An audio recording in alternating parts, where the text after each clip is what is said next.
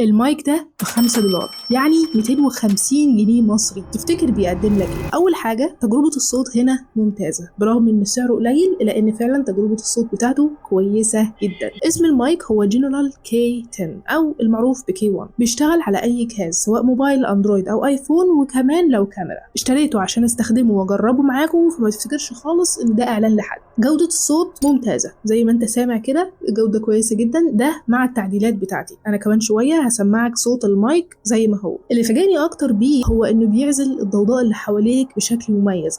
مش احسن حاجه، ولكن بيعزل الضوضاء بشكل واضح جدا، فدي تعتبر ميزه لصالحه. البطاريه بتستمر معاك ل6 ساعات استخدام متواصل. مفيش حاجه هنا بتقولك البطاريه قربت تفصل شحن او الحق اشحني او الكلام ده، مفيش. لما تفتح علبه الميكروفون ده هتلاقي المايك وكمان القطعه اللي بتتوصل في الموبايل بتاعك او الجهاز بتاعك، وبيجي معاهم واسطه الشحن. ما انصحكش خالص تشحن المايك ده على شاحن اعلى من 5 واط، لانك بالشكل ده هتبوظ البطاريه وتبوظ المايك بتاعك وفلوسك تروح على الفاضي. الصوت اللي انت بتسمعه دلوقتي هو صوت المايك نفسه بدون اي تعديلات خاصه مني. فخليني اشرح لك طريقه الاستخدام. الطريقه سهله وبسيطه. انت بتوصل القطعه اللي هي الاستقبال في الموبايل بتاعك او الكاميرا بتاعتك، وبتيجي من المايك هنا بتضغط على زرار الباور ضغطه طويله، بيشتغل معاك وبعدين بيبقى باللون الاخضر بالشكل ده. وبس كده، دلوقتي تقدر تسجل الفيديوهات بتاعتك وعيش.